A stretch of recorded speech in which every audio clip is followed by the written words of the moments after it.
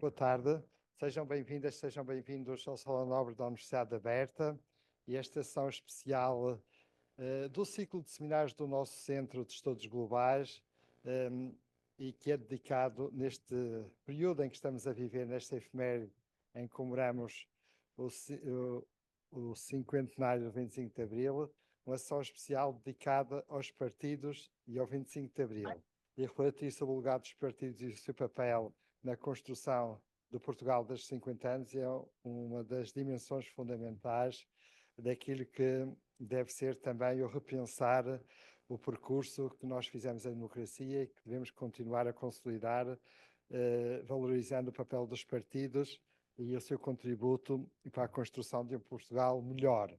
Aqui no contexto do nosso Centro de Investigação e da nossa Universidade Aberta, nós temos também uma área em que reflete sobre os assuntos políticos, as questões políticas, perante os desafios da globalização e, portanto, este evento enquadra-se também nessa área de investigação e nesse grupo que é coordenado pelo professor Dr. João Galvão Caetano, vice-reitor da nossa casa, que agora preside a sessão, juntamente com a colega professora Ângela Montalvo Alçamento, que organizou este evento e a quem muito agradeço o empenho para realizar esta sessão. Naturalmente, uma palavra muito especial aos convidados que vão compor a mesa deste seminário especial, que aceitaram estar aqui presencialmente no Salão Nobre, que também estão à distância e que muito agradecemos e que vão ser apresentados pelos meus colegas. Muito obrigado pela vossa presença, é uma honra para nós tê-los cá nesta tarde no nosso Salão Nobre,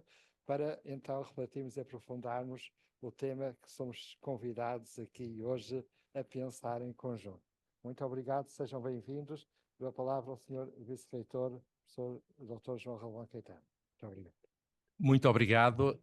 Eu saúdo os nossos convidados, os três convidados aqui presentes, o Dr. António Filipe, o Dr. Fernando Pereira Marques e o Dr. Fernando Negrão, e saúdo também o professor Manuel Monteiro, que infelizmente não está connosco por razões de doença, mas que fez questão também de participar, mesmo que à distância. E de facto, e saudar todos os presentes, quer os que estão aqui, quer os muitos que estão, a maioria de longe, que está online. E receber, eu tive a ocasião de dizer, só não falei com o professor Manuel Monteiro, porque não está cá fisicamente, mas dizer que tenho a vantagem de os conhecer a todos como figuras públicas que são, e todos e cada um deles com uma estima grande que eu tenho como cidadão português.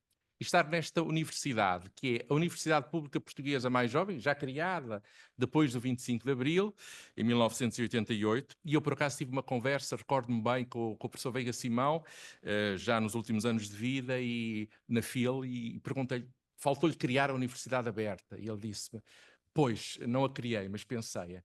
E eu não tenho dúvidas, aliás, temos ali a imagem do nosso primeiro reitor, o professor Rocha Trindade, que foi um amigo do professor Veiga Simão, e falar isto é importante, porque, enfim, eu ainda tenho memória do 25 de Abril, eu era uma criança e recordo-me de estar na minha aldeia, no sul do Concelho de Coimbra, de estar com a minha mãe e com o meu avô materno, o que é que se passa no país. Recordo-me de um professor primário da Guarda que ia almoçar, o professor Gabriel, como disse, eu era muito pequeno, porque eu tinha 3, 4 anos, mas recordo-me bem disso, ele era um oposicionista, e criticava muito o regime, e como naquele dia ficou ele particularmente feliz. E hoje, e por isso eu falava da Universidade Aberta, esta possibilidade e a Universidade Aberta com as suas particularidades, em que o direito à educação, o acesso efetivo à educação, independentemente da idade, se concretiza todos os dias, e por isso nada como trazer isso que se concretiza com todas as ameaças que também existem, com todas as limitações que também existem, mas ter aqui 4 homens, que são também homens da universidade, e que são também prestadores dedicados ao serviço público, e que convivem e que dialogam. Este momento, para mim, é um momento muito importante. E para mim e para a professora Ângela Montalva Machado, aliás, deixem-me dizer que, para além da grande estima pessoal que tenho pela professora Ângela, ela teve a amabilidade, até por conhecimentos diretos, de fazer vários dos convites. E por isso agradecer muito a todos os presentes. Vai ser seguramente um debate. Deixem-me dizer que nós escolhemos estes quatro partidos. É certo que na Assembleia Constituinte e nas primeiras legislaturas houve também outros partidos com representação parlamentar, ainda que uma representação parlamentar limitada, mas estes foram os 4 partidos iniciais que estiveram na base da transição democrática e da consolidação do regime. Não nos esquecemos dos demais partidos, mas haverá numa próxima sessão também outras participações. E não é mim que me cabe falar, nós queremos ouvir aqui os nossos convidados, mas passo aqui à professora Ângela para desencadear o início dos trabalhos. Muito obrigada e principalmente aos nossos convidados que tiveram a gentileza de se colocar aqui neste dia chuvoso, e um agradecimento muito especial também ao professor Manuel Monteiro, que nos acompanha à distância, e a quem envio os meus melhores cumprimentos. Quero agradecer muito as palavras do Sr. Diretor, as palavras do Sr. Diretor do Centro de Estudos Globais, agradecer também as palavras do Sr. Vice-Reitor, professor João Relvão Caetano, e começar por introduzir aqui o nosso tema, os partidos e os 50 anos do 25 de Abril, com o privilégio de ter este painel de luxo de oradores como testemunho daquilo que fomos e daquilo que somos.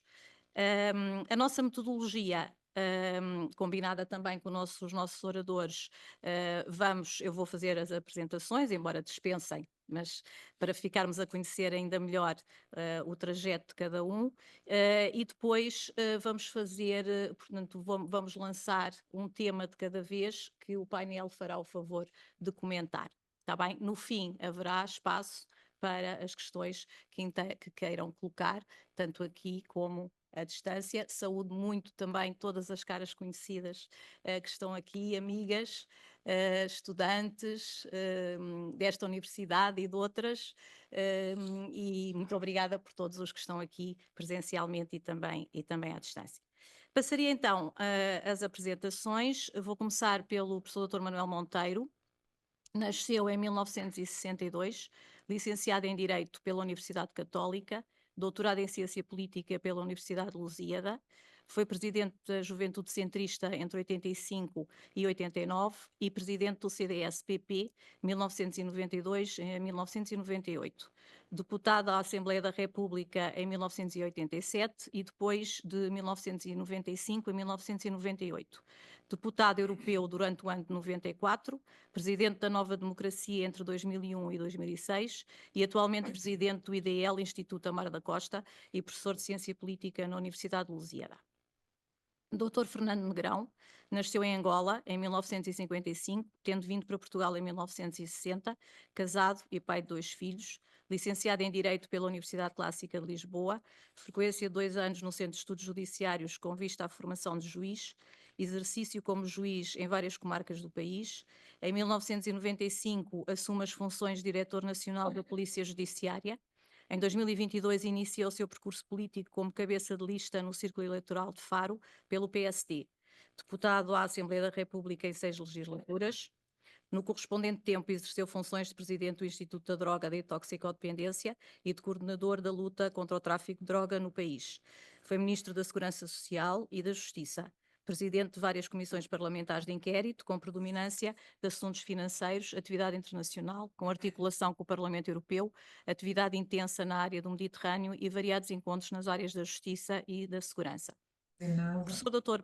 Fernando Pereira Marques nasceu em 1948, é diplomado pela École des Hautes Études en Sciences Sociales de Paris e doutor de Estado em Sociologia pela Universidade d'Amiens, França. Foi professor catedrático convidado na Universidade Lusófona de Lisboa, onde dirigiu o mestrado de Ciência Política, Cidadania e Governação. Entre outros cargos, foi deputada à Assembleia da República, dirigente nacional do Partido Socialista, presidente da Subcomissão Parlamentar de Cultura, membro da delegação portuguesa na União da Europa Ocidental e na Assembleia Parlamentar do Conselho da Europa. É investigador integrado no Instituto de História Contemporânea da Universidade Nova de Lisboa. É autor de várias obras nas áreas do ensaísmo e da investigação.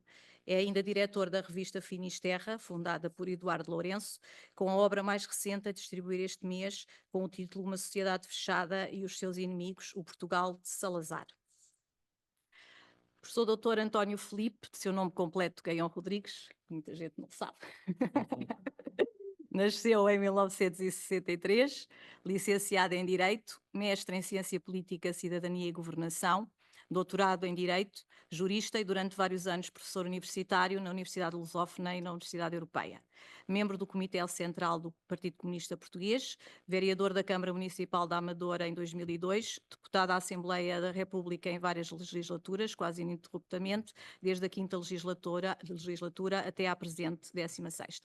Vice-presidente da Assembleia da República, vice-presidente e membro de várias comissões parlamentares, membro do Conselho de Direção do Canal Parlamento, vice-presidente do Grupo Parlamentar do PCP, membro do Conselho Diretivo e da Assembleia de Representantes da Faculdade de Direito da Universidade de Lisboa entre 81 e 85, membro da Assembleia Municipal de Sintra entre 2005 e 2017, membro da Direção da Juventude Comunista entre 86 e 95, membro da direção do Conselho Nacional de Juventude em 1986, membro da Assembleia Municipal da Amadora em 93 e 2001, autor de várias obras com destaque para o referendo na experiência, para a obra com o título O Referendo na Experiência Constitucional Portuguesa de 2016.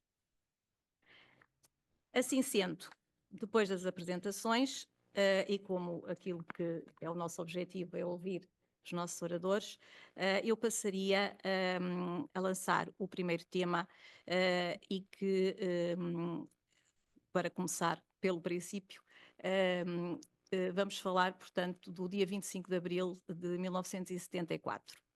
No dia 25 de abril de 1974, Portugal saía de uma ditadura de muitos anos, não é? De 48 anos, e nessa madrugada, nesse dia inicial inteiro limpo, como nos ensinou Sofia, Portugal estava ávido de tudo, ávido de liberdade.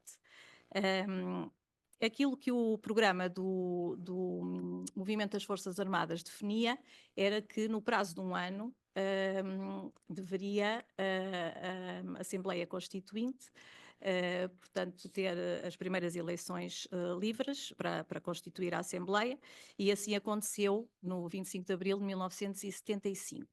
Portanto, desde a Assembleia Constituinte de 75 até à Constituição de 1976, passando pelo PREC, que depois leva ao 25 de novembro, de que tanto ouvimos falar há um mês, há pouco mais de um mês, e também nas revisões importantes constitucionais de 1982 e 89, eu pedia aos nossos oradores que comentassem, fizessem o favor de comentar este primeiro tema e que nos trouxessem a sua sapiência relativamente a este tema. Eu, se calhar, por ordem de, se não se importam, daria a primeira palavra ao professor Manuel Monteiro. Bom, muito obrigado. Começo por cumprimentar o Sr. Vice-Reitor e a Sra. Professora Doutora Ângela Montalvão Machado, a quem também agradeço o honroso convite que me faz. Cumprimento também o Sr. Professor Fernando Pereira Marques, Fernando Negrão e o Professor Dr. António Filipe. Eu peço imensa desculpa, de facto, por não poder estar presente. Eu, reconhecendo a vantagem destas novas formas de comunicação, privilegio sempre o contacto presencial, só que, de facto, ainda não estou em condições de sair de casa e, portanto, agradeço imenso a amabilidade que tiveram em permitir que eu pudesse falar e participar nesta importante reflexão através do computador. Bom, de uma forma muito objetiva, eu creio que tenho 5 minutos, não é assim, Sra. Professora? Sim, sim, por favor. Bem, eu creio que abordar esta temática implica objetivamente revisitar a história. Não é uma história muito distante, mas de qualquer modo, ignorar a história, mesmo quando não gostamos dela, significa procurar pontapear os factos. E quem gosta dos factos e quem analisa os factos políticos percebe que não os pode analisar de forma substantiva e de forma objetiva se ignorar factos, se ignorar a própria história.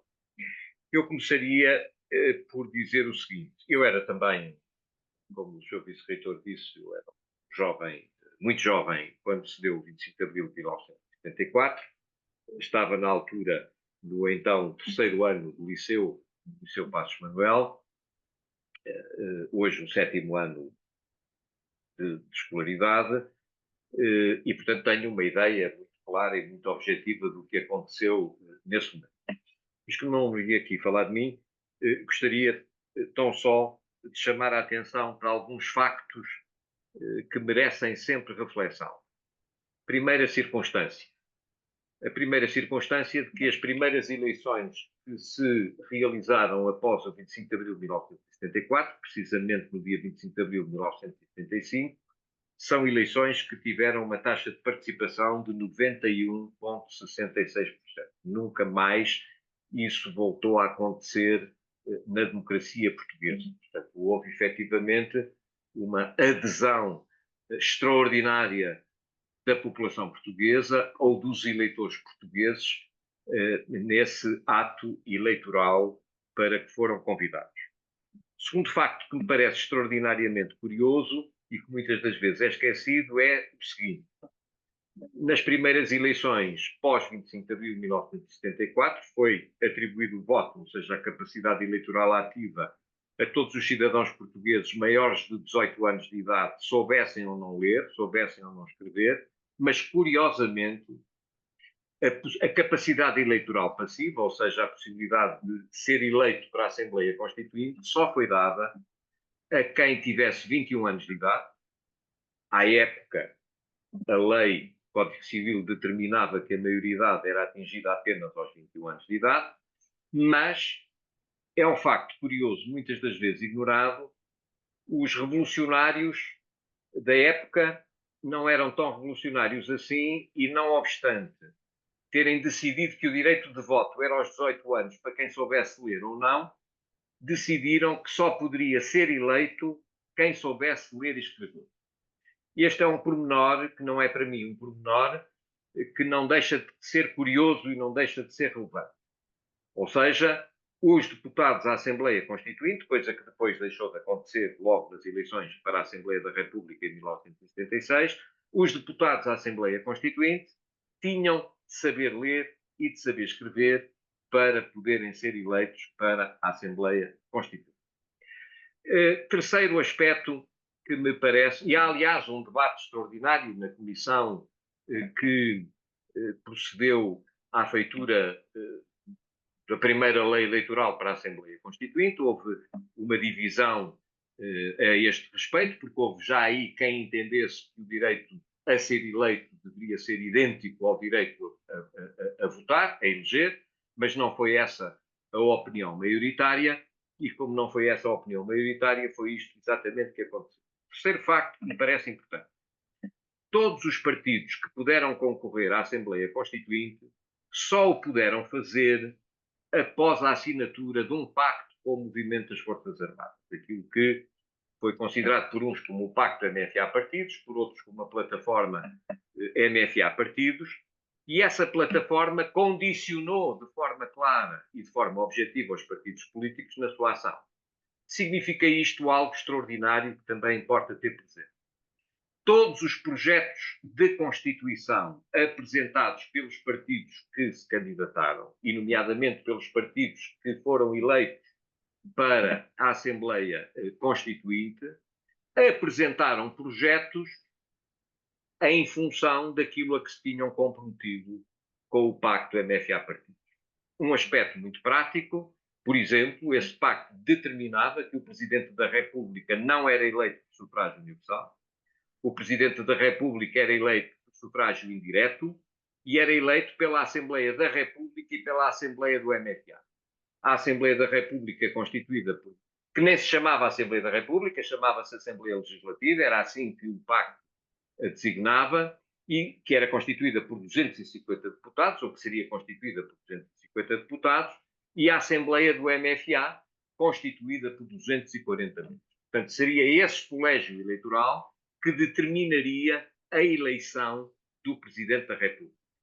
O que significa que todos os projetos de Constituição apresentados pelo PPD, pelo Partido Socialista, pelo CDS, pelo Partido Comunista Português, pelo MDP-CDE, que também esteve representado na Assembleia Constituinte, na realidade determinavam que o Presidente da República não era eleito como passou depois a ser eleito em 1976.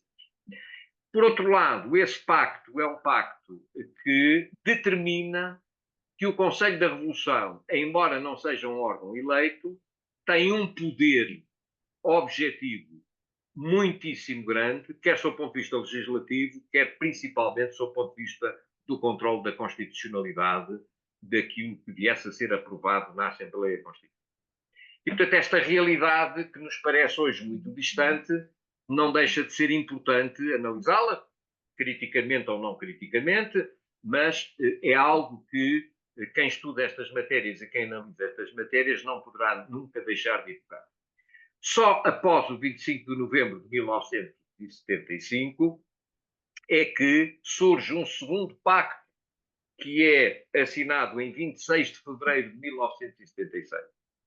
Não deixa de ser curioso que a Constituição é aprovada a 2 de abril de 1976 e há um segundo pacto, menos 2 meses antes, que determina a alteração substancial de muitas coisas, nomeadamente da eleição do Presidente da República, o que significa que os partidos que tinham apresentado projetos de Constituição vêem-se entre 26 de fevereiro e, posteriormente, o 2 de abril de 1976, 26 de fevereiro de 76 e 2 de abril de 76, obrigados a alterar a sua própria posição em relação ao conjunto de matérias.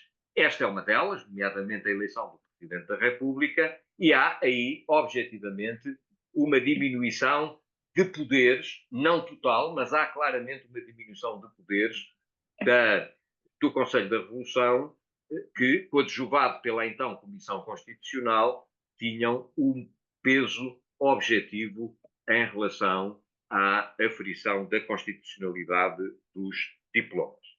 E, portanto, nós não podemos ignorar que uma parte substancial da Assembleia Constituinte, portanto, desde abril de 1975 a fevereiro de 1976, é uma Assembleia Constituinte condicionada claramente por um documento que obrigava os partidos políticos a seguirem uma determinada orientação e a seguirem uma determinada outra.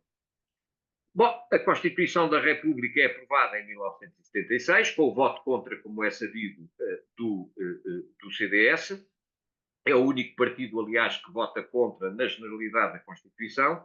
Não obstante, e este aspecto é um aspecto relevante, muitos artigos na especialidade terem sido aprovados por unanimidade.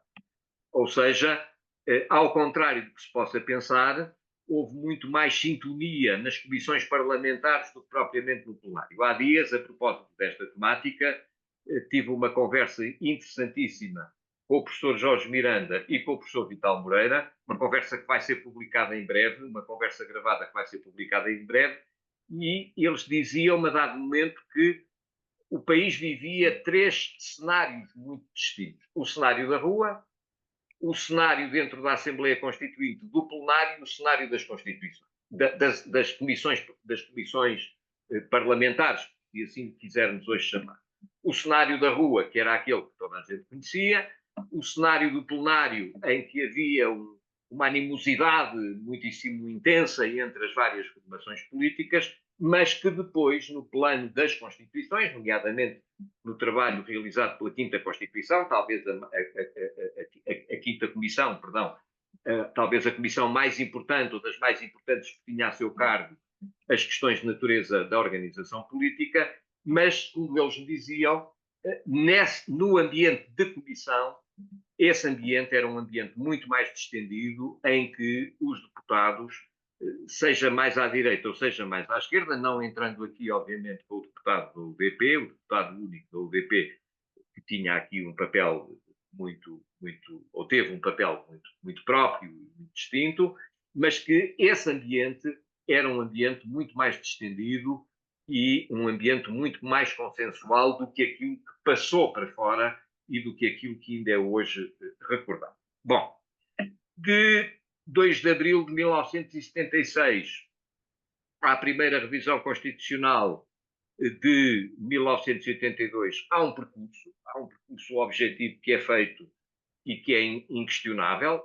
Esse percurso, sob o meu ponto de vista, é um percurso determinado também muito pelo segundo pacto MFA-Partido, ou seja, não teria havido possibilidade de primeira revisão constitucional se não tivesse sido aprovada aquela Constituição a 2 de Abril e não teria sido aprovada a Constituição a 2 de Abril de 1976, aquela se não tivesse existido o 25 de novembro de 1975. E, portanto, esta é uma realidade objetiva. Isto não significa desvalorizar em nada o 25 de Abril de 1974, mas significa objetivamente perceber a importância das datas e dos acontecimentos que estiveram, sob o ponto de vista, associados a essas mesmas datas.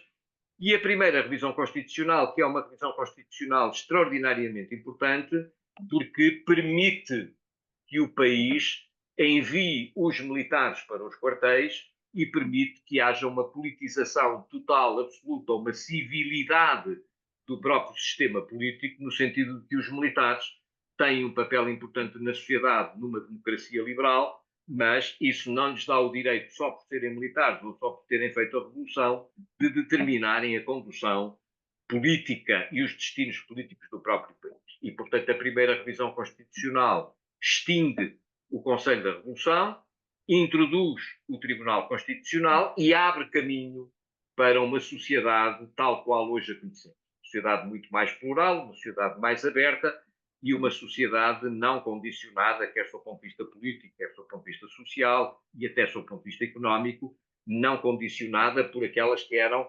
amarras que ainda estavam determinadas na primeira versão da Constituição aprovada em 1976. E depois, em 1989, para terminar, há a revisão da parte económica da Constituição. Seja como for, permitam-me os senhores professores e todos aqueles que nos ouvem, que lhes confesso o seguinte: durante muito tempo tive a ideia de que a Constituição da República Portuguesa, eu estou à vontade porque não sou um adepto deste texto constitucional, mas durante muito tempo tive a ideia de que todo o tipo de maldades que pudessem acontecer no país eram determinadas pela Constituição Portuguesa. E, portanto, a ideia de que a Constituição, aquilo que nós aprendemos nos bancos de faculdade, que era uma Constituição muito rígida, porque não era fácil a sua revisão constitucional, mas na realidade, se os senhores professores e os senhores doutores e os estudantes que nos ouvem perceberem, tiverem presente, apesar de termos uma Constituição, ainda em 1989, que determinava a coletivização maioritária da propriedade em Portugal, isso não impediu Portugal de aderir à Comunidade Económica Europeia em 1976 e de aderir a uma comunidade que defendia a economia de mercado. Portanto, não deixa de ser curioso que nós temos uma Constituição que diz que a economia deve caminhar numa determinada direção, a economia não pode desviar-se desta direção, mas, ao mesmo tempo, 3 anos antes dessa mesma revisão constitucional, Portugal adere à Comunidade Económica Europeia, adere a uma comunidade que defendia a economia de mercado, e não foi a Constituição, apesar de existir, que impediu que isso acontecesse. Há vários professores, entre os quais o professor Paulo Otero, que chama a atenção para a distinção entre a Constituição oficial e a Constituição não oficial, e, portanto, nós estaríamos aqui perante uma Constituição oficial que não se sobrepôs à realidade não oficial constitucional e permitiu que Portugal tivesse aderido à Comunidade Económica Europeia. Portanto, o que não deixa de ser curioso. Ou seja, se quiséssemos levar isto exclusivamente à letra, Portugal só poderia ter entrado na Comunidade Económica Europeia depois da revisão constitucional de 1989, que é a revisão constitucional que efetivamente abre caminho a uma economia mais privada. Mas isso não impediu, repito, que Portugal tivesse aderido à Comunidade Económica Europeia em 1986. O que significa que, sendo eu um adepto de que a Constituição tem lacunas e tem erros que deveriam ser claramente superados, isso também não me dá o direito hoje, depois de refletir e de matutar um pouco mais sobre o assunto, de considerar que tudo aquilo que de negativo aconteceu em Portugal apenas decorre da Constituição portuguesa. E por agora, Sra. Professora, ficava por aqui. Muito obrigado, Sra. Professora Ângela Montalvão Machado. Eu cumprimento a si primeiro porque foi com quem entabulei o contacto, o primeiro contacto para estar aqui presente, que desde logo aceitei, obviamente, e com gosto. E cumprimento também o Sr. Reitor e o Sr. Vice-Reitor pela simpatia, pela hospitalidade para este encontro. Cumprimento os meus colegas de painel, o António Filipe, que fomos membros da mesma comissão durante várias legislaturas e trabalhámos muito e muita coisa importante, umas vezes melhor, outras vezes menos bem, mas enfim, mas isso é da natureza humana. Dr. Fernando Marques, não tivemos a oportunidade de nos conhecer, quando saiu eu entrei, mas não é que eu estivesse à espera que saísse,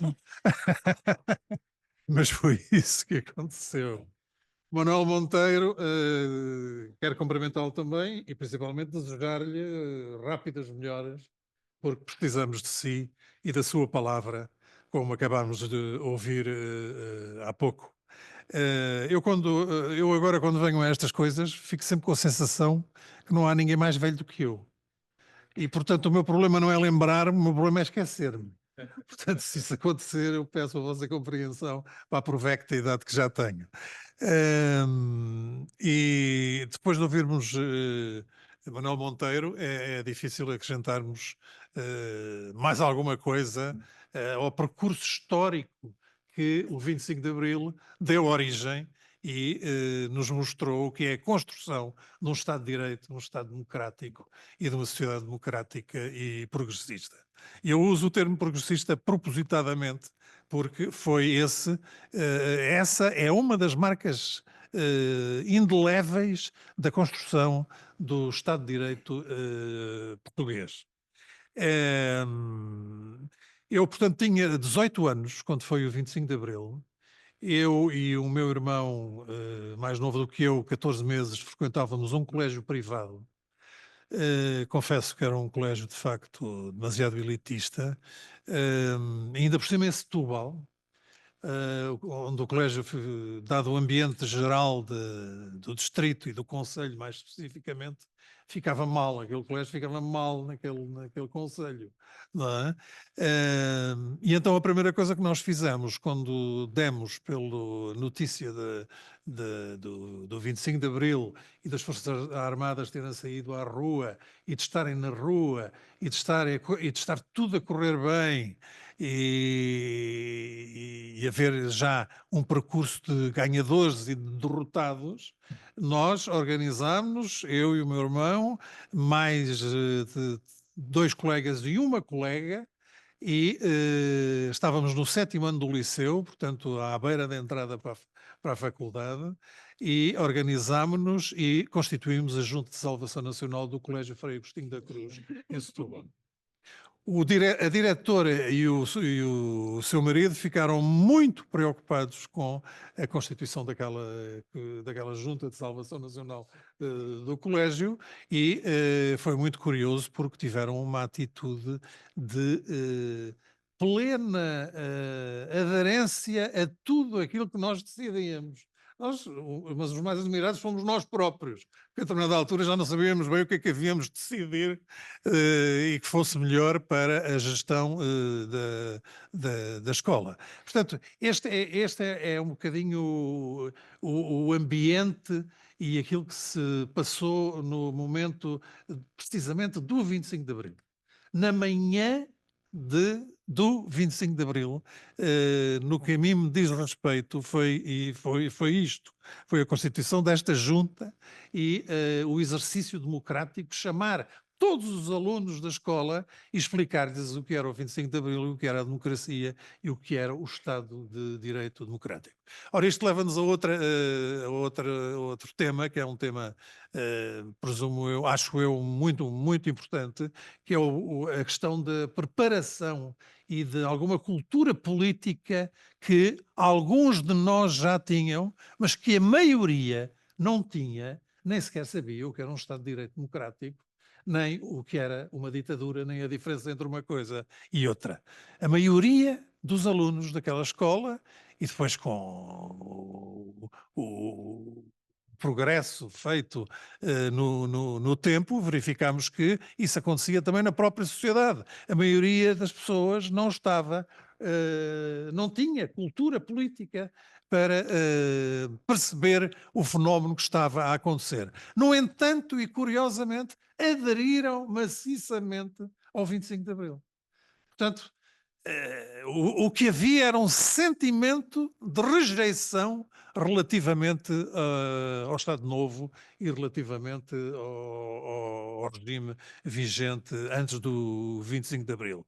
E isso levou, obviamente, a essa colagem depois aos novos tempos, embora sem os compreender. Eu lembro-me que no colégio nós fazíamos uma espécie de plenários em que explicávamos à maioria dos nossos colegas o que era, como eu dizia há pouco, o que era um Estado de Direito, o que era uma revolução e o que era uma sociedade mais justa para todos, ao contrário de uma ditadura. E éramos, quer dizer, as perguntas eram milhares, porque as dúvidas eram enormes, porque em casa ninguém lhes explicava e chegou ao ponto de o colégio ficar cheio de gente que os que menos sabiam do que se estava a passar traziam familiares, amigos, vizinhos para falar com aqueles que tinham alguma cultura política, não é? E eu estou a falar de gente com 17, 18, 19 anos. Não é? Eu, por acaso, tinha por uma razão. Eu era e sou muito amigo do Viriato Stromanho Marques, que é uma personalidade pública e conhecida por todos. É da minha idade, vive em Setúbal também, sempre viveu, e ele é de lá mesmo, e era uma pessoa com quem eu conversava muito antes do 25 de Abril. E, portanto, isso deu-me a possibilidade de, quando chegou o 25 de Abril, eu ter alguma preparação para poder explicar o que se estava a passar e para poder compreender eu próprio aquilo que se estava a passar. E aquilo que se estava a passar, e tudo aquilo que se passou, e que Manuel Monteiro aqui tão bem explicou, é notável. É notável porque nas minhas relações internacionais, eu já tinha amigos nessa altura de outros países que me telefonaram no próprio dia 25 de Abril para saber o que se estava a passar. Quer dizer, havia um pessimismo enorme dizendo que as coisas iam correr mal. Porque normalmente estas coisas correm mal.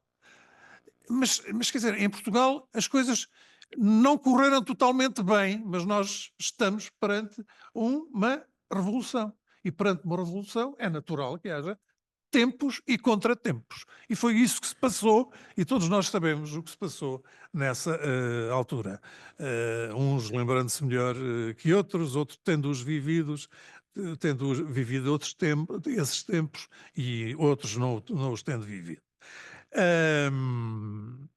E, portanto, o 25 de Abril foi, de facto, com todos os problemas que envolve, designadamente de natureza ideológica, e eu volto a dizer que o meu conhecimento do 25 de Abril e daquilo que se foi passando está muito centrado na cidade de Setúbal, que é uma cidade ainda hoje ideologicamente muito à esquerda.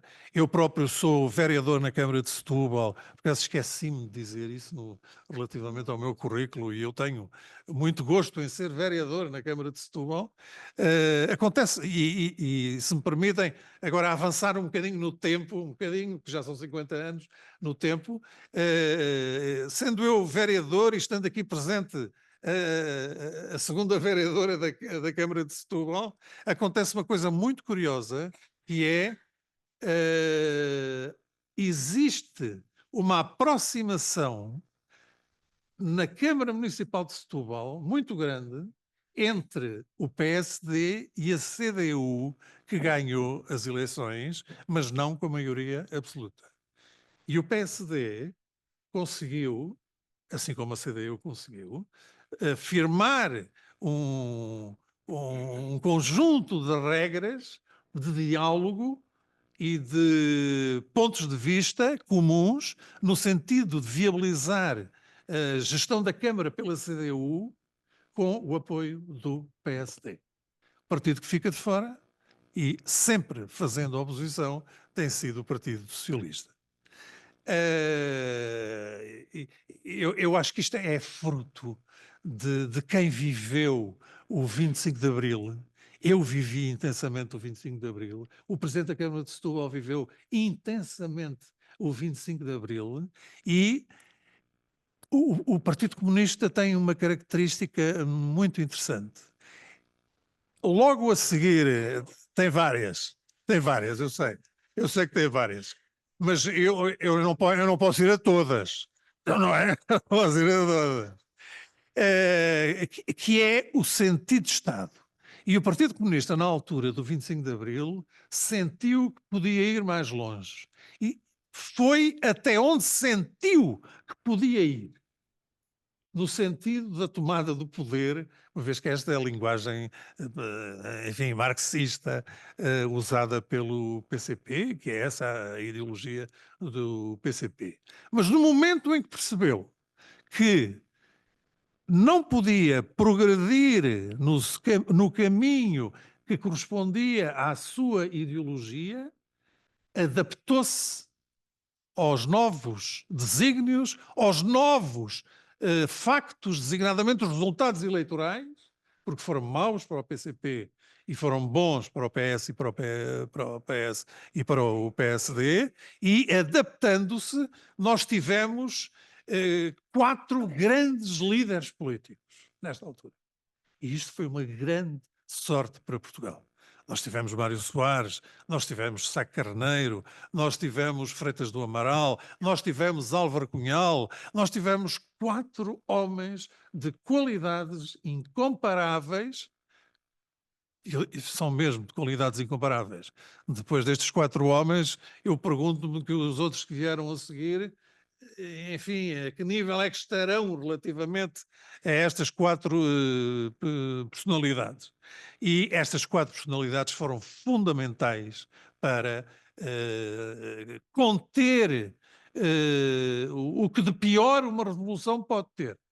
E todos eles tiveram essa noção e todos eles tiveram a capacidade, nos momentos mais, enfim, mais certeiros e mais desequilibradores, eles conseguirem pôr um travão e não deixar que evoluíssem de maneira a prejudicar a implantação de um Estado de Direito em Portugal. Eu queria só acrescentar que destes 4 homens já nenhum está vivo e presente na sociedade portuguesa, mas eles foram não só determinantes na altura do 25 de Abril, mas também determinantes e importantes no tempo de vida que cada um deles teve e que foi muito variável entre os 4. E eu aproveitava este ensejo para deixar aqui a minha homenagem a estes 4 homens a quem nós devemos o facto de vivermos em democracia e num Estado de Direito. Muito obrigado pelo convite. Em primeiro lugar, a minha prezada colega desde há muito, aliás, ex-colega, colega continua a ser do ponto de vista afetivo, Ângela Montalvão Machado, ao senhor professor João Caetano. Muito obrigado por este convite, tenho muito gosto em aqui estar. Saudações também aos meus companheiros de painel, em particular ao Dr. Manuel Monteiro, com votos de rápido restabelecimento. E como devem ter percebido pela apresentação que fez a professora Ângela, do ponto de vista da política ativa, eu sou sobretudo um has-been. E, portanto, não estou aqui a representar o PS, enfim, sou militante e, se não estou em erro, até tenho as cotas em atraso, que é uma coisa que eu tenho que resolver, mas já não tenho nenhum cargo, sou militante de passe, não tenho nenhum cargo de responsabilidade. Por outro lado, também já não, há muito que deixei a Assembleia da República, quase que me cruzei com o Dr. Fernando Negrão. Já não me recordo se nos chegámos a cruzar, porque eu ainda tive lá até 2000, por aí, acho que ainda tivemos. Quanto aqui ao António Filipe, tivemos muitos anos enfim, numa coexistência ou coincidindo do ponto de vista do exercício de um mandato de deputado, fora outras aventuras que há bocado já tivemos a recordar aqui algumas, como umas viagens ao estrangeiro, em delegações parlamentares. É evidente que, precisamente, dada esta minha condição de has-been do ponto de vista político, eu tenho cada vez mais uma visão de todas estas questões, digamos, de acordo com a minha formação académica, portanto, de caráter histórico, sociológico, que é a minha formação de base, e por isso mesmo desapaixonada, na medida em que essa visão terá que ser, ou deverá ser, na medida do possível, o mais exigente e objetiva possível. E acontece que tenho passado os últimos anos a trabalhar sobre o Estado Novo.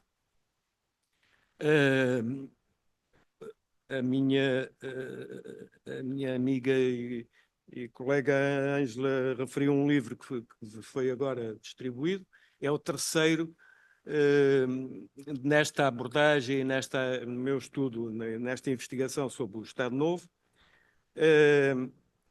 E também tenho trabalhado sobre este período, nomeadamente sobre o PREC. Também publiquei um livro sobre o PREC. Porque, ao contrário do que disse o doutor Fernando Negrão, não é ele aqui o mais velho, julgo eu, e reivindica aqui essa enfim, prerrogativa porque eu, quando foi o 25 de Abril, já tinha quantos anos? 26 anos, coisa de género, não é? Portanto, nasci em 48, como diria o meu camarada António Guterres, façam as contas, não é?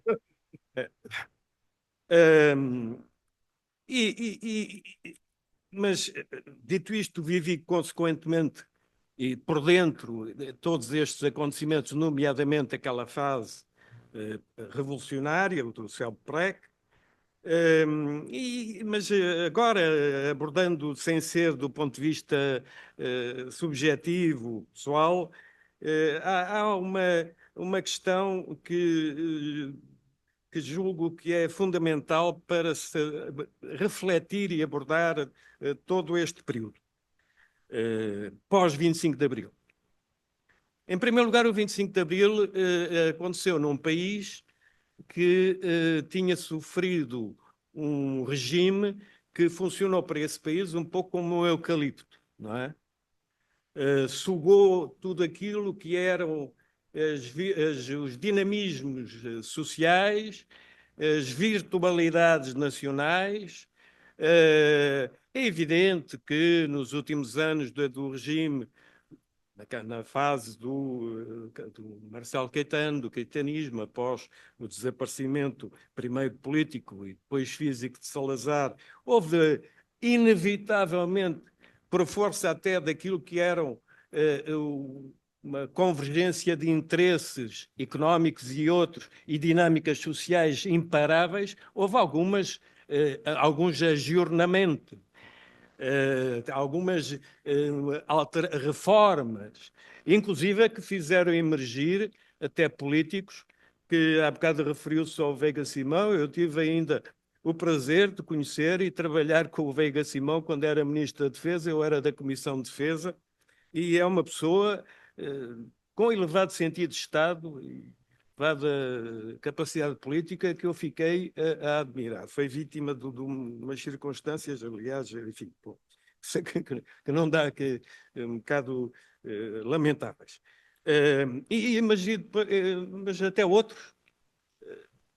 Rogério Martins, que também chegou a ser deputado do Partido Socialista, e o Silva Pinto, Joaquim Silva Pinto, de quem eu, aliás, me tornei amigo. Vejam lá, um opositor radical ao regime, como eu fui, tornou-se amigo de um ex-ministro, mas, aliás, como até do Dr. Veiga Simão, não tive propriamente uma proximidade que tive com o Dr. Silva Pinto. Mas isto, aliás, demonstra precisamente o novo ambiente que veio após o 25 de Abril, que permitiu esta convergência, esta convivência entre contrários ideologicamente e politicamente, no caso até uma convergência ideológica, porque eles tornaram-se, se não militantes do PS, que eu julgo que até chegaram a ser, mesmo inscritos, deputados do PS. Rogério Martins, o Silva Pinto, o Veiga Simão. Mas uma das questões que eu julgo que é fundamental é não procurar analisar toda aquela fase imediatamente pós 25 de Abril como sendo consequência ou unicamente de uma super, hiper vanguarda revolucionária que tudo manipulava, ou isto até numa perspectiva, digamos, de esquerda, numa leitura até certo ponto marxista, era uma vanguarda revolucionária, é responsável por tudo aquilo que foi aquele processo complexo, nem também consequência de um centro, de um Estado-Maior conspirativo que procurava, a partir de influências as mais diversas, tudo manipular. As sociedades são, como todos nós, julgo, estudantes ou professores, sabemos, e ainda por cima nesta área das ciências sociais, são mais complexas do que isso. Nem os movimentos sociais que foram desencadeados após o 25 de Abril, a vários níveis, foram consequência direta e fruto de diretivas de Estados-maiores, ou revolucionários ou conspirativos, nem também, digamos, aquilo que veio a acontecer depois do ponto de vista institucional foi linear, pensado, como hoje se diz na informática, numa folha Excel, porque precisamente, repito, as sociedades são mais complexas do que isso. E no caso do pós-25 de Abril, desencadearam-se várias dinâmicas, uma delas que específica à instituição militar e ao facto do que aconteceu ter sido uma ruptura militar, e depois dinâmicas e movimentos sociais que tinham também uma lógica própria. Além de, depois, terceiro patamar, digamos, terceiro nível, aquilo que era a procura de institucionalização de um novo regime democrático. E tudo isto foi conflitual. E tudo isto, por vezes, se chocou, quer dizer, estas diversas dinâmicas e estes diversos níveis chocaram-se frequentemente.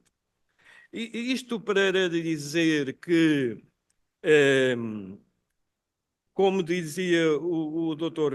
Fernando Negrão, referindo-se até àquilo que era que é a visão internacional do que aconteceu após o 25 de Abril,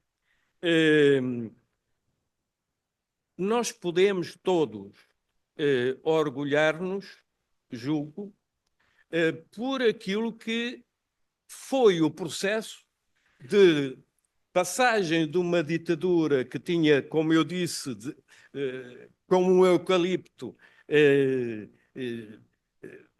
anquilosado um país e uma sociedade para uma sociedade democrática como aquela em que vivemos. Para não estar a monopolizar aqui o nosso debate, eu queria ainda dizer o seguinte, tentando ser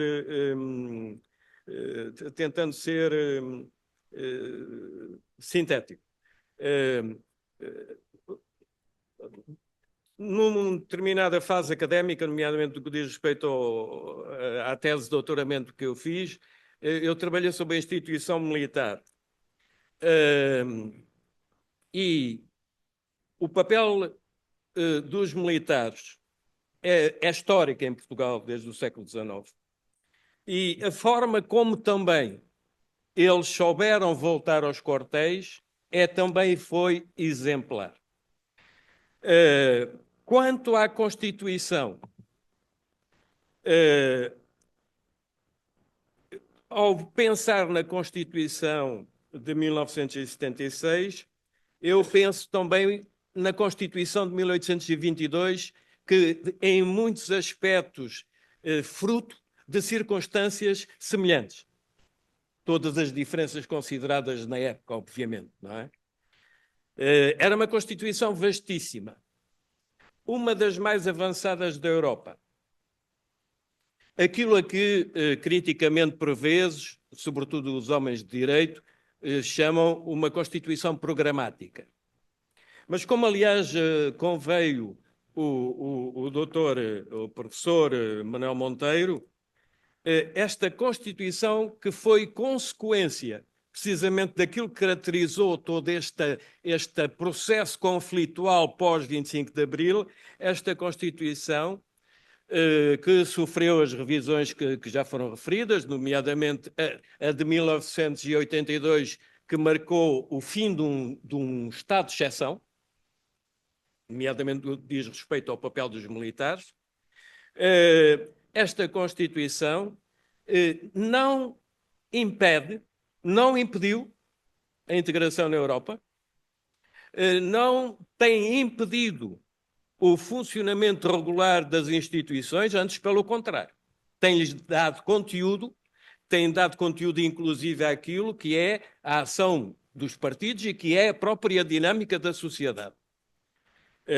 Num sentido progressista, donde eu e julgo ter também interpretado o professor Manuel Monteiro em relação a isso, julgo que ele também admitiu isso. Eu, por exemplo, e para dizer qualquer coisa de concreto e terminar assim, eu sou contra qualquer destas, por vezes,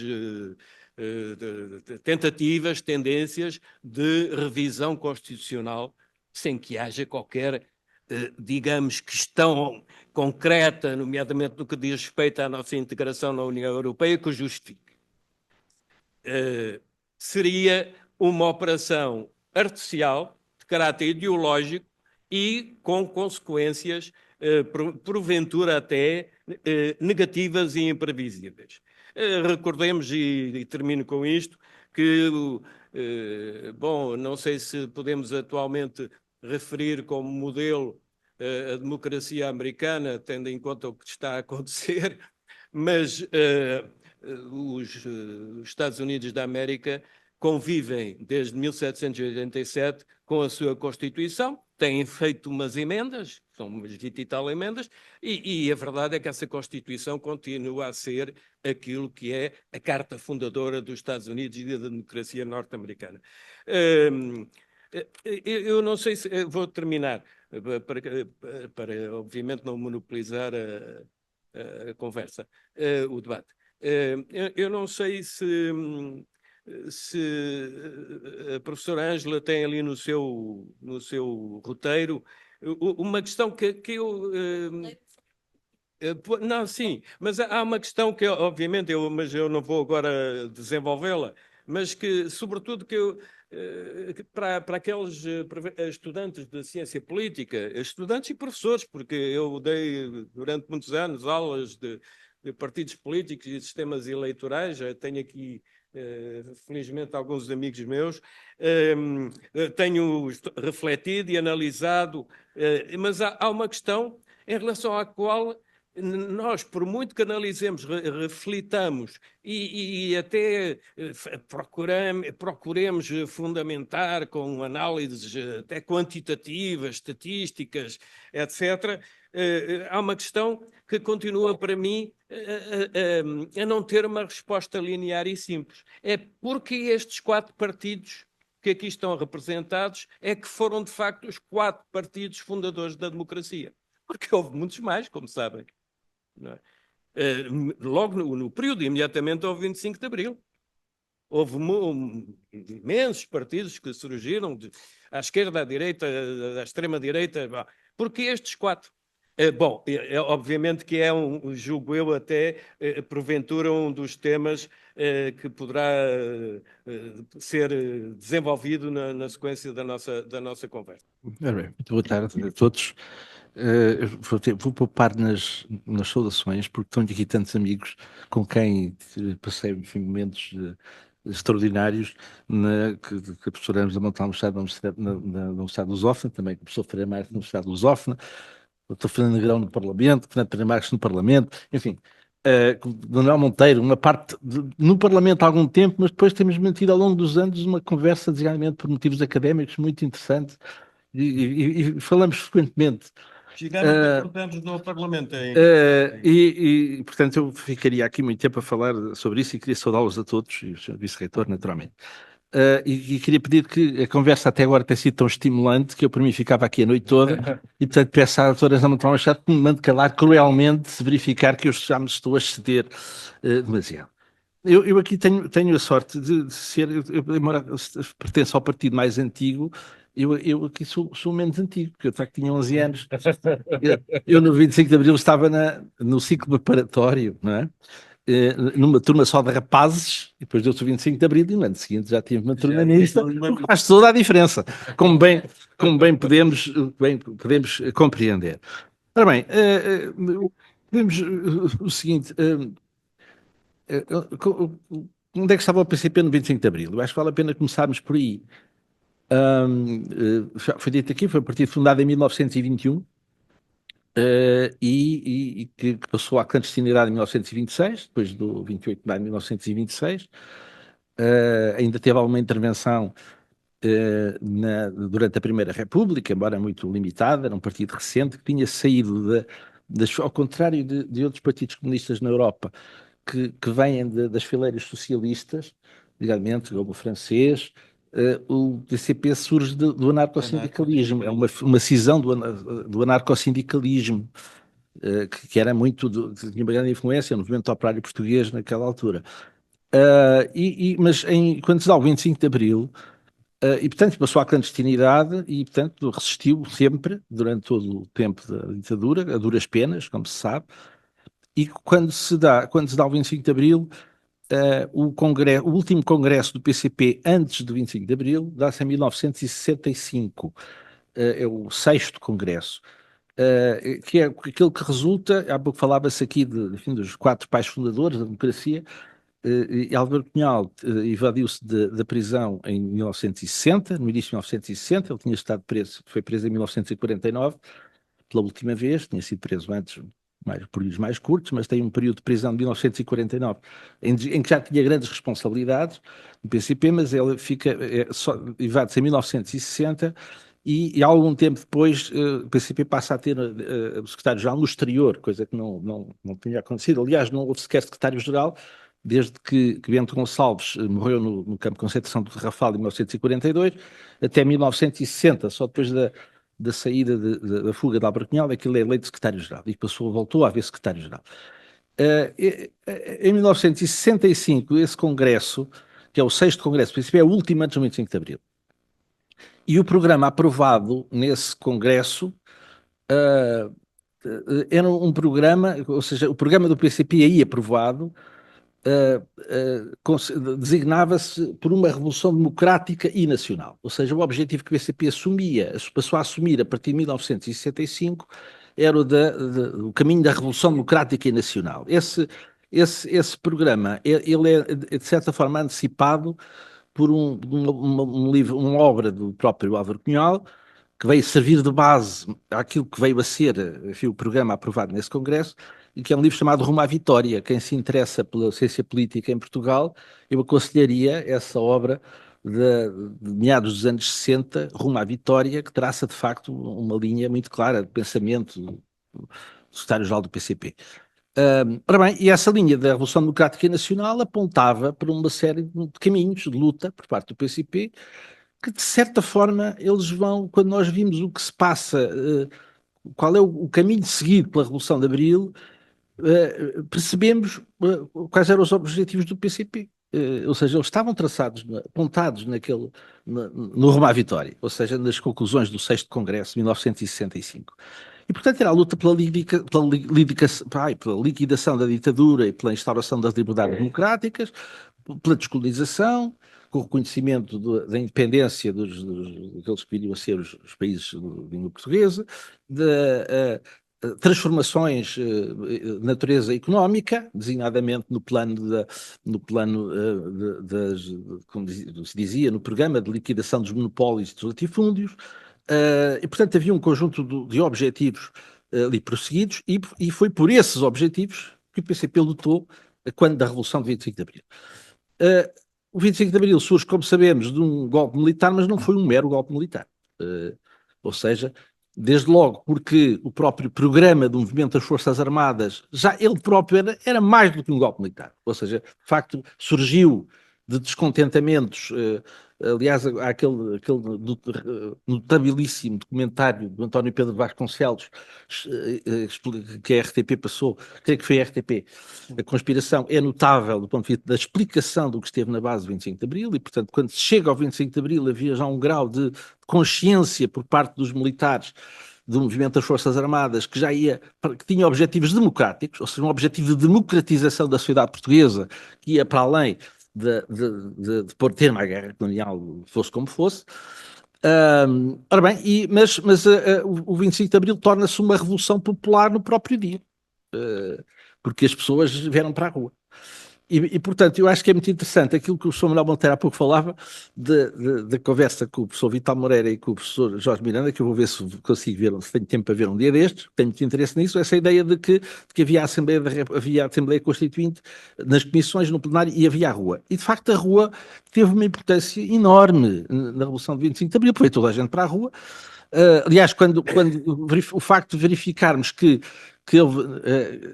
das eleições para a Assembleia Constituinte houve aquela votação estratosférica de quase 92%, é porque as pessoas estavam perfeitamente dispostas a ir para a rua, ou seja, aquelas pessoas, isto revela um grau de mobilização social absolutamente extraordinário.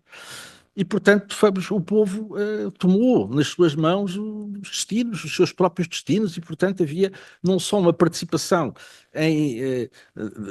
na rua, em manifestações, mas em tudo, ou seja, no movimento sindical, na construção das autarquias que ainda não existiam.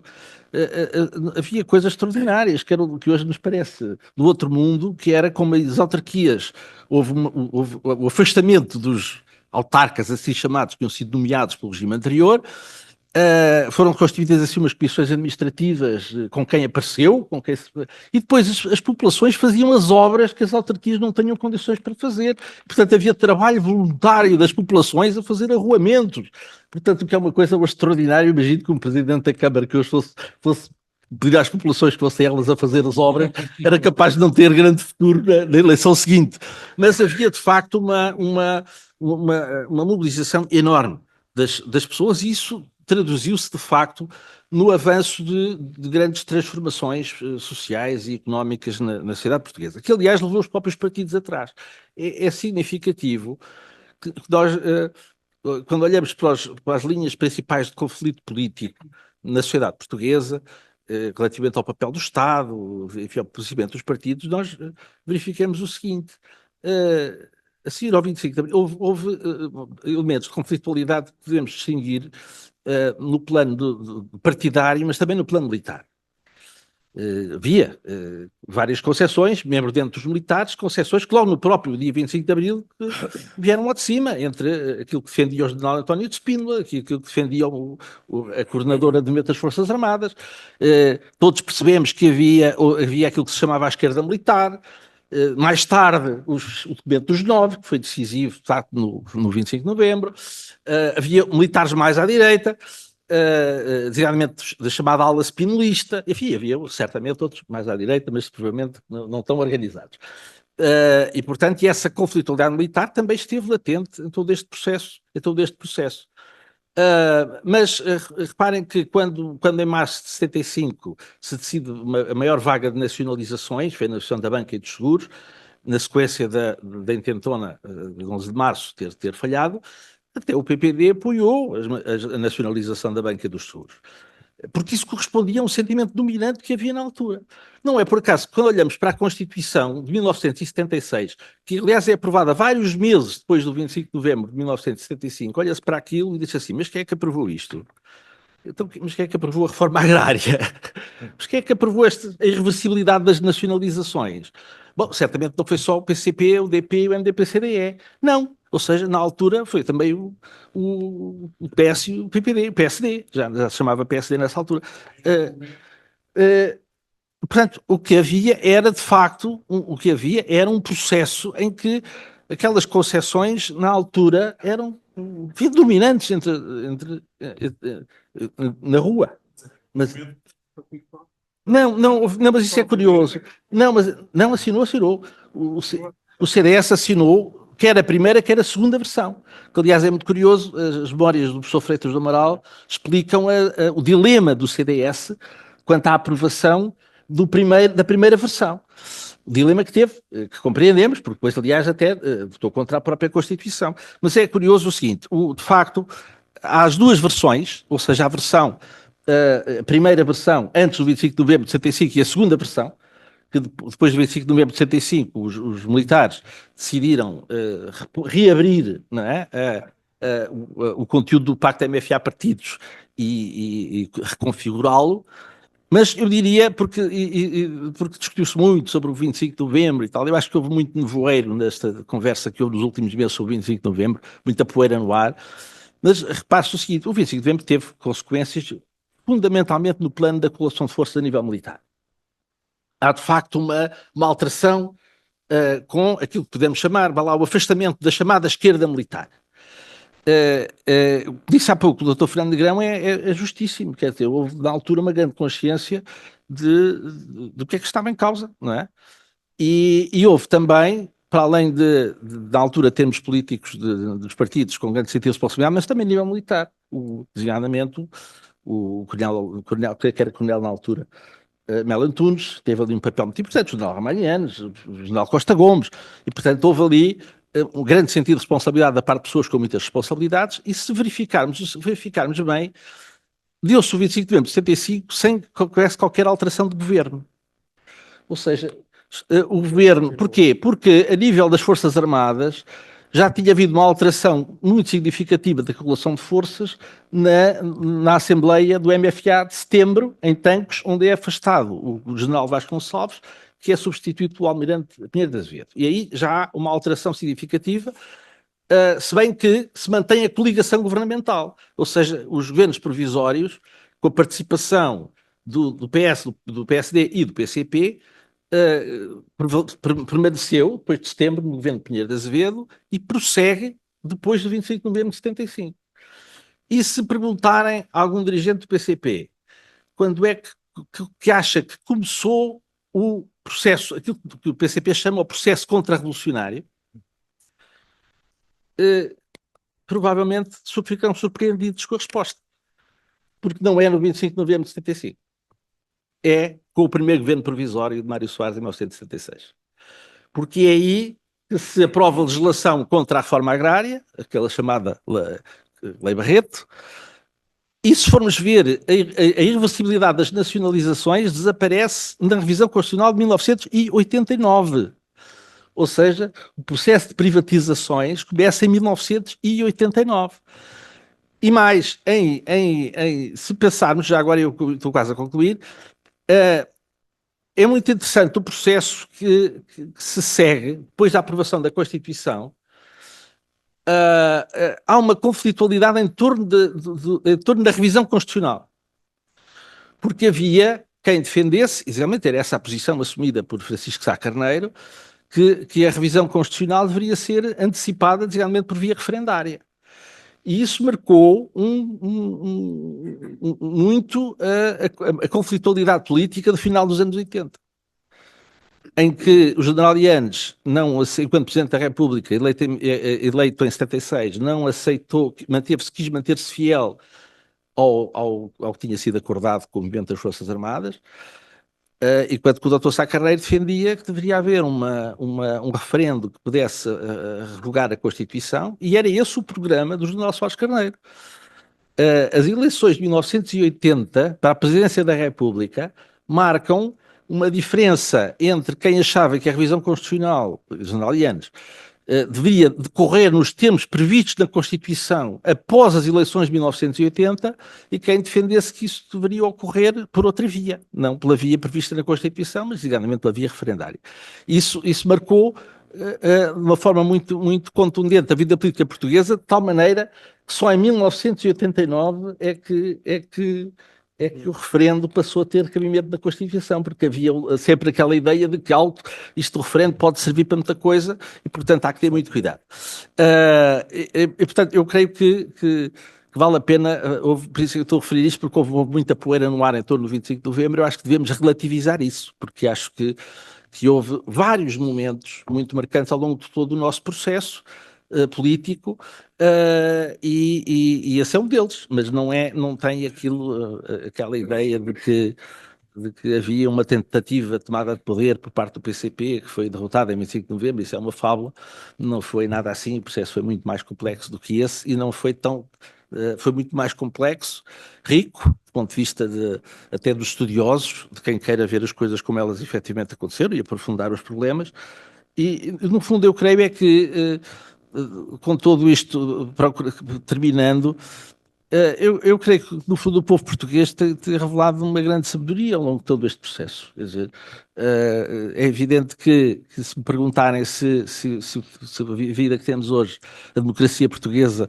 me satisfaz, corresponde àquilo que para mim seria o ideal, eu diria que está muito longe disso e, em alguns casos, até está mais próximo das antípodas, mas creio que há valores fundamentais que foram conquistados com o 25 de Abril, valores democráticos que devem ser preservados a todo o custo, e que são um património valiosíssimo e que ainda bem que o povo português os tem sabido preservar, e creio que eles correm alguns perigos e relativamente aos quais é muito bom que aqueles que prezam os valores democráticos estejam atentos a isso.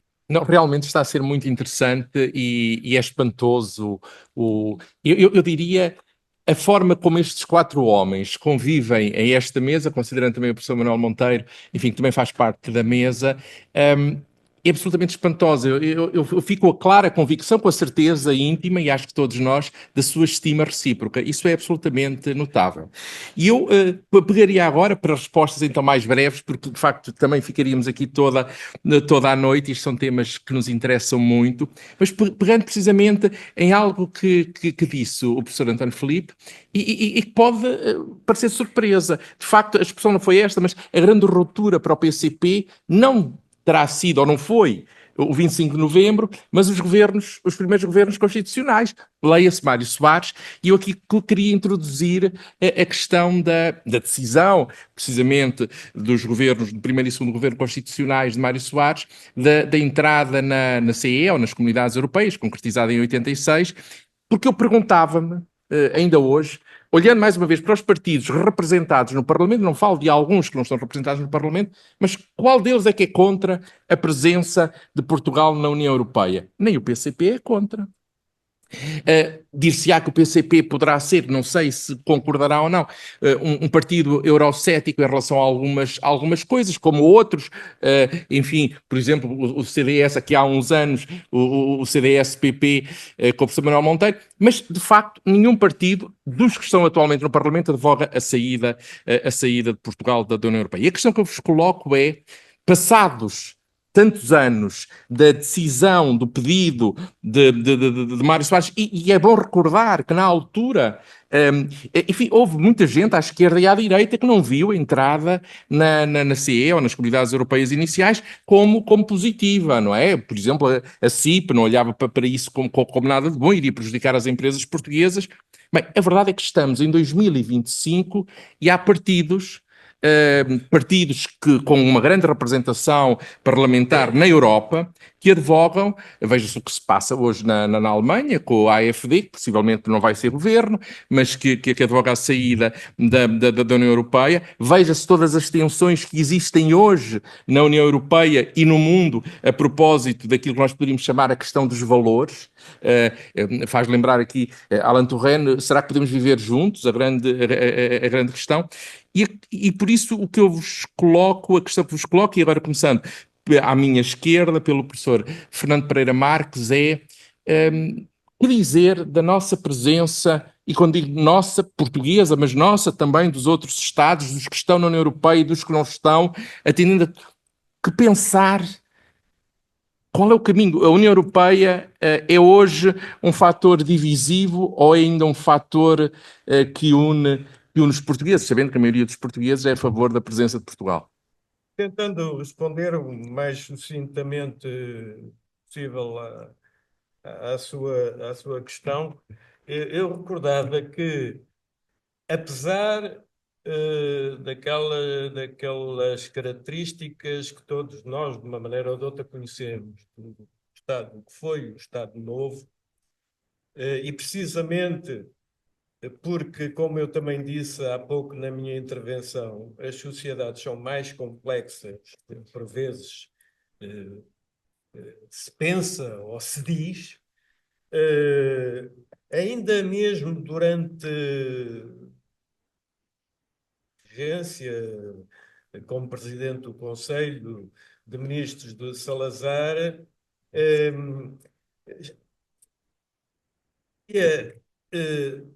fatores, nomeadamente de caráter económico, ou forças de caráter económico, e sobretudo de caráter económico, que tiveram a percepção nítida que o Império era, de facto, uma coisa ótima para as mitologias que alimentavam o próprio salazarismo, mas que, do ponto de vista efetivo, pragmático, a abertura à Europa era indispensável.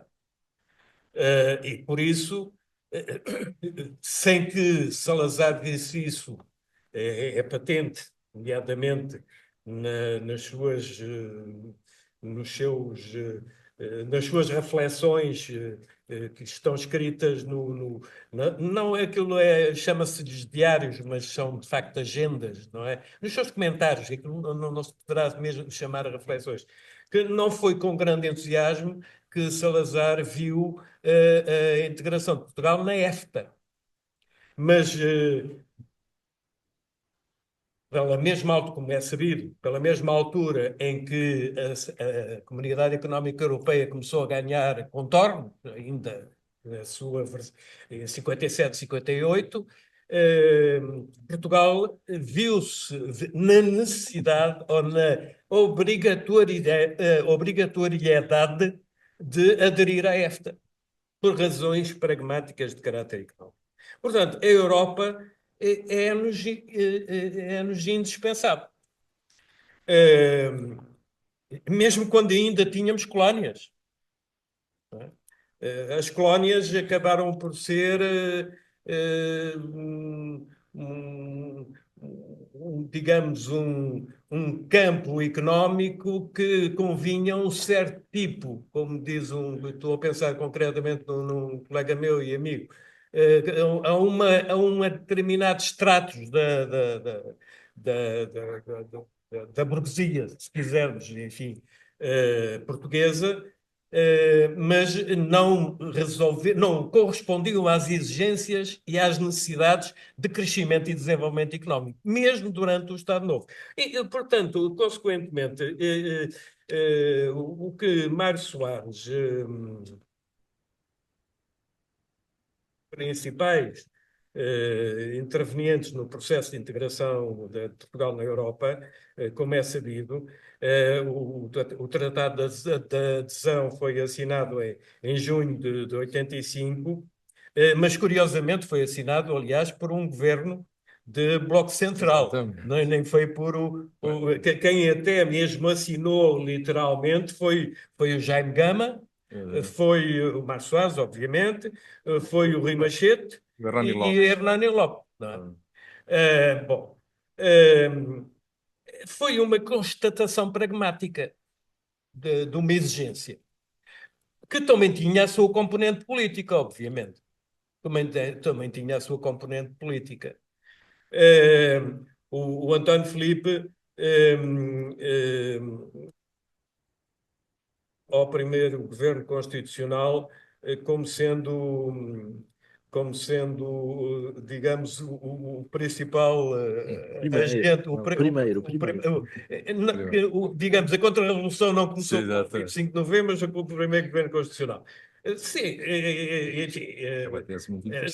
está associado a esta questão da Europa. Não, está associado a esta questão da Europa. E ao pragmatismo do Mário Soares, que pôs o socialismo na gaveta, como sabemos, por exigências, para além de mais de uma economia que estava a sair do processo revolucionário e que, como sabem, foi obrigada a pedir, mais que uma vez, apoios internacionais, intervenções do Fundo Monetário Internacional, nomeadamente durante este período do Bloco Central, do chamado Bloco Central, o que, aliás, conduziu ao pior resultados eleitorais do PS e a que Mário Soares, quando se candidatou à presidência da República, tivesse uma intenção de voto de 8%, não é? Bom, portanto, digamos que, e terminando, atualmente a questão de Portugal e da Europa, julgo que já nem é questão. É uma inevitabilidade. Aliás, a Europa cada vez mais precisa de se reforçar. Inclusive num contexto como este em que estamos, que é conhecido, não é? De uns Estados Unidos que nós não sabemos muito bem para onde vão. E de uma conjuntura internacional cada vez mais imprevisível e instável, com focos de guerra, que não é só a Ucrânia, não é só o Médio Oriente, mas é muitos mais focos de guerra reais já ou potenciais.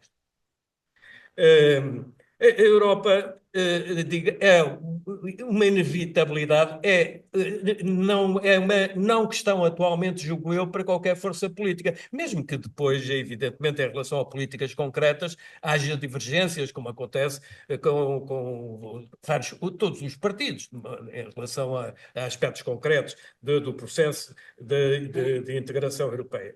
A Europa só tem uma necessidade e um futuro que é a se reforçar. E em todos os níveis, a todos os níveis, não é?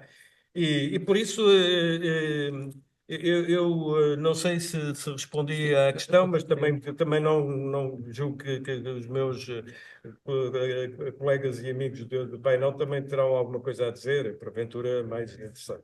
Sim, e Eduardo Lourenço é um bom exemplo, porque ele viveu grande parte da sua vida em França e, portanto, ele conhecia bem a Europa e conhecia bem os europeus e tinha a ideia certa sobre a Europa e sobre os problemas da Europa. E nós temos que ter muito cuidado com o discurso, porque neste momento há uma ofensiva contra a União Europeia. Não contra a Europa, mas contra a União Europeia enquanto espaço económico. Porque a União Europeia é um espaço económico tão poderoso como é o espaço económico dos Estados Unidos da América, ou do Pacífico, ou da China. Agora, convém enfraquecê-lo para que não haja mais um player no sistema económico mundial. E é isso que está a acontecer, designadamente com as investidas do Sr. Musk, que ainda há quem compre carros dele, na Europa, junto dos partidos políticos de extrema-direita, no sentido de de produzir fragilidades e enfraquecer a União Europeia. Portanto, neste momento há um risco de grande fragilização da União Europeia por via dos próprios, eu diria entre aspas, aliados da Europa e da União Europeia. Ou seja, por um país que produz esses ataques dentro do próprio mundo ocidental, tal qual nós o conhecemos. Agora, eu acho que isso vai ser difícil terem êxito. E vai ser difícil terem êxito porque a União Europeia é um espaço de conforto, de civismo, de respeito, de justiça, como nunca houve em nenhum momento histórico. Quer dizer, é o espaço mais civilizado que nós encontramos quando estudamos a história ao longo dos séculos. E de respeito pelas pessoas e pelos direitos, e de respeito pelo Estado de Direito democrático, pelo Estado de Direito propriamente dito. A Europa agrega, a Europa dá dimensão, a Europa criou e tem um espaço económico fundamental na economia mundial. Por isso, estas características, eu espero que elas sejam suficientes para evitar que este ataque que está a ser produzido contra a União Europeia não possa vingar. E dizer ainda que não são só a partir dos Estados Unidos da América que isto está a acontecer. Isto acontece também a partir da própria Rússia. A Rússia também está interessada em que este espaço económico não tenha a força e a pujança que tem e que deve ter no futuro. E por isso eu terminaria dizendo que nós estamos todos bem e confortáveis na União Europeia. Vivemos como nenhum dos outros cidadãos na história viveram, em termos de justiça e em termos de respeito e de cumprimento dos deveres para cada um de nós. Mas, neste momento, temos que estar especialmente atentos porque há movimentos poderosos de ataque contra a União Europeia, designadamente através de partidos de extrema-direita. Basta ouvi-los. Eu não estou muito otimista sobre o futuro da União Europeia. Vou dizer porquê. Bom, se me perguntarem assim, na altura em que se decidiu a integração de Portugal na CE, o PCP era favorável a isso? Não era. Integrou, portanto, entrou na União Europeia, isto não foi o fim da democracia, e, portanto, o PCP concorreu ao Parlamento Europeu, integrou-se juntamente com os demais partidos de esquerda e comunistas existentes na Europa, nas várias famílias políticas do Parlamento Europeu, como aliás ainda hoje acontece, e, portanto, há pouco a Marta referia isso, é sim, de facto, houve de facto a questão do que significaria para Portugal e para a economia portuguesa, realmente a integração na União Europeia, foi motivo de divergência, de controvérsia política, mas foi esse o caminho que seguiu. Questão qualitativamente diferente é a questão da moeda única. Se perguntar, Portugal fez bem entrar na moeda única, e aí somos mais contundentemente críticos, não, do nosso ponto de vista não fez bem. Não era uma inevitabilidade, portanto há vários países que são da União Europeia que tomaram a opção própria de não entrar na moeda única, exatamente a Dinamarca, já não estou a falar do Reino Unido, porque esses, enfim, o caminho desses foi mais radicalmente diverso e, portanto, acabaram por sair da própria União Europeia, e, portanto, aquilo que o PCP considerou relativamente à moeda única era que não era necessário, quer dizer, Portugal poderia manter-se na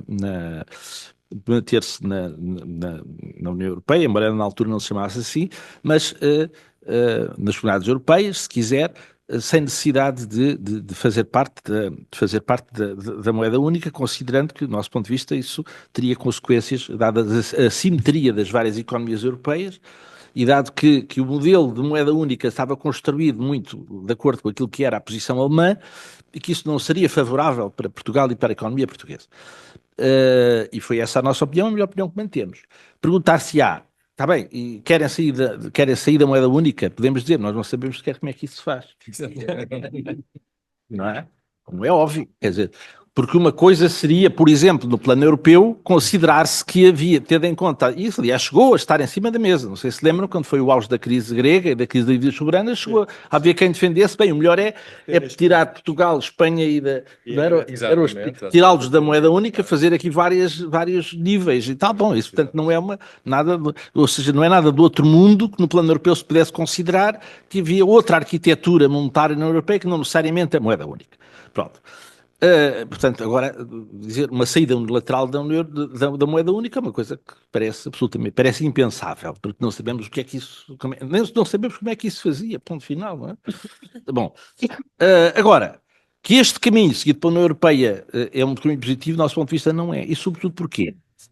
Tem causado grandes desequilíbrios a nível das várias economias europeias, com crises graves, e porque lançou-se um processo de aprofundamento da União, a vários níveis, realmente no plano económico, político, pouco à revelia daquilo que é o próprio sentimento e vontade das populações e dos povos. Basta dizer que sempre que houve referendos de sentido contrário, bom, é preciso fazer outro, enfim, vamos fazer referendos até que ganhemos. Ou então deixamos de fazer referendos, como quando foi do Tratado de Lisboa. Em que o único referendo que se fez foi da Irlanda, porque era constitucionalmente obrigatório, e depois fizeram-se vários referendos na Irlanda até que houvesse um que desse. Ora bem, isto assomado ao facto de haver uma insatisfação, sobretudo das novas gerações, pelo facto de sentirem que os seus pais viveram melhor, ou seja, este caminho esta acentuação do neoliberalismo no processo de construção europeia podia não ter sido assim, mas foi. Ou seja, de facto, a partir dos anos 80 e, sobretudo, a partir da moeda única, aquele caminho, eu diria quase que o neoliberalismo tornou-se constitucional, se olharmos para os tratados europeus. E, portanto, tornou-se um caminho único, como se não houvesse alternativa. E isso tem conduzido a desequilíbrios sociais e uma insatisfação social muito grande nos países da União Europeia pelo facto das pessoas sentirem que estão a viver pior e não verem perspectivas de melhorar. E isso está a ser, do meu ponto de vista, um elemento profundamente desestabilizador e gerador, inclusivamente, do crescimento da extrema-direita, a que eu posso associar aqui ao facto das pessoas sentirem uma insatisfação, em alguns casos de raiva, um sentimento de que isto não está bem, mas não sabem muito bem para onde é que querem ir. E havia o António Gramsci, não é? Que era um fundador do Partido Comunista Italiano, tinha uma fórmula que era o velho tempo está a morrer, mas o novo tempo não está a nascer. E neste intervalo é o tempo dos monstros. Eu tenho muito receio que nós estejamos a passar pelo tempo dos monstros, sem saber o que vem aí. Porque as pessoas sentem uma profunda insatisfação e uma profunda, eu diria, falta de convicção sobre o que é que eu quero, o que é que vem aí. E eu creio que há muita gente afetada por isto, não é? Pessoas que, enfim, vamos falar das coisas, muita gente que Portugal optou na última eleição, designadamente, por votar pela extrema-direita, e muitas pessoas que perguntam porquê. Porque sim. Ou seja, uma insatisfação muito profunda e difusa, não é? E se perguntar aqui, mas tu queres que aquelas pessoas tomem o poder? Não necessariamente. Mas o que é facto é que a opção foi essa, por falta de perspectivas. E é esta falta de perspectivas que muito me preocupa relativamente ao futuro de Portugal e da União Europeia. Permita-me, Sr. Professor, dizer-lhe o seguinte: eu penso nesta matéria exatamente o que pensava na década de 90. E creio que os piores inimigos da União Europeia é a própria União Europeia.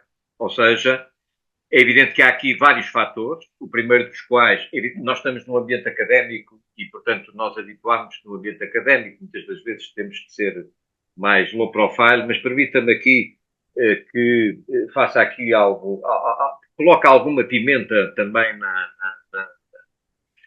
na nossa discussão. Repare, nós tivemos, primeira questão, e depois se me permite, que seria só ligeiramente a dois aspectos do ponto anterior. Primeira questão, Portugal, independentemente de tudo, não estava isolado da Europa antes do 25 de abril de 1974. Portugal pertencia à EFTA e em segundo lugar, Portugal assinou, ainda no governo do professor Marcelo Caetano, um acordo de associação com a Comunidade Económica Europeia. E foi com base nesse acordo de associação com a Comunidade Económica Europeia, celebrado no tempo do professor Marcelo Caetano, que se iniciou a negociação com a Comunidade Económica Europeia. E quem ler os livros do professor Medeiros Ferreira, que foi ministro dos Estrangeiros, como sabem, do Partido Socialista, isso está muito bem refletido. Portanto, é com base no acordo de associação celebrado entre o governo de Marcelo Caetano e a Comunidade Económica Europeia que Portugal inicia a sua negociação para aderir à Comunidade Económica Europeia. E, portanto, nós não podemos ignorar aquilo que não nos convém, porque isso também não é. Agora, a verdade é esta. A verdade é que foi vendida uma ilusão aos portugueses sobre a Europa, que é uma ilusão falsa. Eu sou totalmente favorável a que Portugal esteja na Europa. Mas o grande ataque hoje à União Europeia advém de uma circunstância, da circunstância da direita soberanista democrática a que eu sempre pertenci, ter sido covarde, ter medo de defender os seus pontos de vista e, obviamente, quando recua para estar próxima do poder, obviamente que abriu caminho à extrema-direita e ela própria antidemocrática. E esta questão é uma questão concreta. E, em segundo lugar, porque a esquerda tradicional desistiu dos seus pontos de combate. Há um estudo, aliás, muito recente da Fundação Jean Jaurès, que é insuspeita, republicana, socialista, que vem dizer, por exemplo, que os primeiros grandes defensores dos trabalhadores, nomeadamente em relação à imigração, nomeadamente a propósito dos salários, foi a esquerda socialista em França. Portanto, quando a esquerda tradicional desiste de ser aquilo que é, e quando a direita soberanista democrática desiste de ser aquilo que devia ter continuado a ser, é óbvio que nós abrimos caminho e abrimos terreno para partidos que são do contra, mas ainda ninguém percebeu verdadeiramente o que é que são a favor. E é isso que é o perigo. Agora, a União Europeia tem, e ainda no tempo da CE, defeitos terríveis. Repare, é uma união ou uma comunidade de economia privada e de livre mercado, mas que subsidia e financia altamente determinados setores de atividade produtiva, nomeadamente, lembremos-nos do que se passa com a agricultura em França. Portanto, este aspecto é um aspecto prático. Segundo, eu lembro-me, eu não estou aqui a representar o CDS, claro, porque senão seria escandaloso, se calhar, o que eu vou dizer, mas eu lembro-me que, quando Cavaco Silva é primeiro-ministro, a ideia que é transmitida ao povo português, vem aí dinheiro, dizia-se, havia um anúncio na RTP, que dizia que Portugal recebia 1 milhão de contos, não era de euros, de contos por dia. Ora, muitos portugueses andámos a pagar, para abater os barcos, para deixar de ter macieiras, para desindustrializar, e havia uma corrente de pensamento protagonizada em Portugal por muito boa gente, de que a Europa tinha que ser o continente da indústria de ponta e que toda a atividade industrial de mão de obra massificada tinha que ser deslocalizada para o chamado terceiro mundo. Quando eu vejo agora o relatório Draghi dizer que é necessário reindustrializar a Europa, porque se a Europa não se reindustrializar, não tem capacidade competitiva e de afirmação, eu pasmo quando as pessoas que aplaudiram aquilo que foi feito hoje não têm um debate de consciência e dizer nós erramos, porque errar faz parte da vida humana.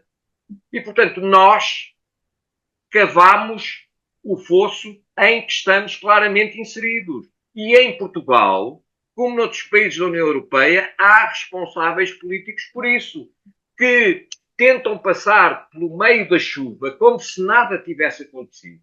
E agora é fácil nós apontarmos baterias apenas para os inimigos da Europa, que sempre foram inimigos da Europa. A China nunca foi amiga da Europa. A Rússia nunca foi amiga da Europa. E, portanto, eles limitam-se a fazer aquilo que sempre fizeram. Os principais inimigos da Europa foram os próprios europeus, a partir de Bruxelas. E esta questão é uma questão clara. Nós deixámos de... Porque apostámos na ideia. Eu lembro-me no Parlamento Europeu que votei contra a adesão da China à Organização Mundial do Comércio. E as mentes brilhantes na altura diziam-me assim, você está errado. Porque quanto mais a China for competitiva e tiver uma grande capacidade de comércio, isso vai permitir que haja uma classe média que cresça na China e essa classe média vai fazer com que haja uma mudança do regime político chinês. Está-se a ver. Está-se a ver aquilo que está a acontecer. E esta questão é uma questão muito concreta. E, portanto, a Europa tem claras responsabilidades porque transmitiu a ideia, a falsa ilusão de que nós podíamos ser ricos sem trabalhar, sem produzir, sem criar riqueza. E é evidente que isso corroeu, na essência, o projeto europeu. Porque o projeto europeu, em vez de ter sido construído pelo lado político, pelo lado cultural, foi construído apenas em função do dinheiro. E, portanto, faz lembrar o pai ou o avô que tentam conquistar o carinho ou o amor do filho ou do neto apenas porque lhe dão presentes. Porque no dia em que deixarem de dar presentes, obviamente que o carinho ou o amor do neto ou do filho desaparece. E esta questão é uma questão concreta que não pode deixar de ser apontada, que não pode deixar de ser evidenciada. Nós andamos a pagar, por exemplo, em Portugal, para não existir frota pesqueira. Nós andamos a pagar em Portugal para os agricultores deitarem abaixo as vinhas e deitarem abaixo as macieiras. E esta questão é uma questão que hoje muita gente finge que não aconteceu, mas aconteceu. Porquê? Porque o país entendeu que o seu grande desenvolvimento era apenas as infraestruturas. Nós temos estradas que nunca mais acabam, mas isso não impediu que as pessoas do interior viessem todas para o litoral ou continuassem a emigrar. Nós temos condições de vida efetiva no interior do país que não existiam. Eu próprio vivi numa aldeia e tenho consciência disso. Mas significa isso que há atividade produtiva? Não há. Quanto à moeda única, eu fui considerado, e passarei à história, como alguém que foi contra a adesão de Portugal ao euro. Eu nunca fui contra a adesão de Portugal ao euro. Fui contra a adesão de Portugal ao euro naquele momento. Porque os senhores professores sabem bem que houve um debate muito claro nessa altura entre a França e a Alemanha. E a Alemanha entendia que países como Portugal não reuniam as condições para aderir ao euro no momento em que aderiram. Só que o presidente François Mitterrand, por razões estritamente políticas, queria que Portugal e a Grécia também lá estivessem. E os alemães disseram, então muito bem, mas então há aqui uma moeda de troca. A conversão das moedas nacionais na nova moeda europeia vai ser feita em função do valor do marco. E daí 1 euro 200 escudos. E os portugueses, apenas por causa desta circunstância, passaram a pagar o dobro do que pagavam, por exemplo, por um café. E quando passaram a pagar 50 cêntimos por um café, não se apercebiam que estavam a pagar 100 escudos. E esta realidade, que é uma realidade de que ninguém quer falar, porque as pessoas habituaram-se, as pessoas da democracia, que acreditam no regime democrático, têm medo de assumir os seus erros. E quando têm medo de assumir os seus erros, abrem espaço ao descontentamento e essas pessoas descontentes votam em quem protesta, não em quem quer construir. Mas a responsabilidade é nossa. A responsabilidade é nossa e a responsabilidade é da União Europeia. E, portanto, esta questão para mim é uma questão muito grave. Eu nisso acompanho o António Filipe. Não tenho qualquer problema.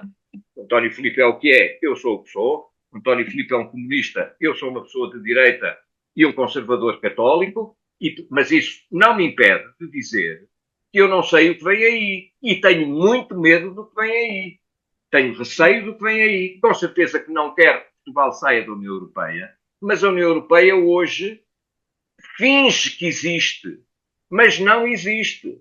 A União Europeia está dependente em muitas circunstâncias daquilo que são os Estados Unidos da América, seja qual for o presidente que lá esteja.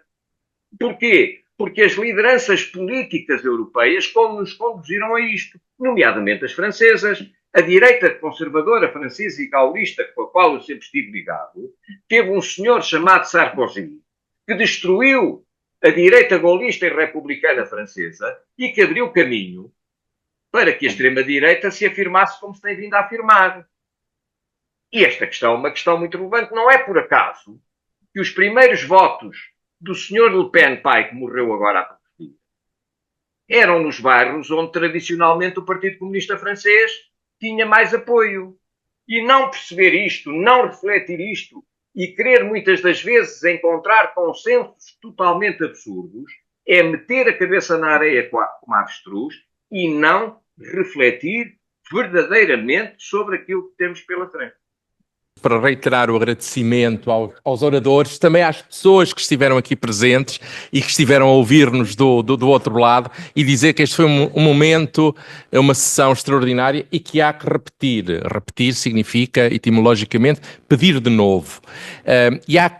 E já foi pedido e, portanto, vamos repetir, porque foi uma grande sessão e eu volto a insistir na cordialidade extraordinária, na cordura, para citar um grande poeta, na cordura destes homens. Por acaso foram só homens, aqui a professora Ângela e aqui entre os presentes havia mulher.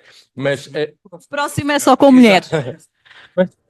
Mas a grande cordura que uniu este diálogo extraordinário. E, portanto, muito obrigado a todos os participantes, quer deste lado, quer desse lado, quer dos que estão longe. E ainda agora recebi aqui uma mensagem de uma pessoa que estava a ver, por acaso também vice-reitor da universidade, mas que só se queixava de que um dos participantes tinha o microfone um pouco mais longe, mas que gostou muito também. Muito obrigado.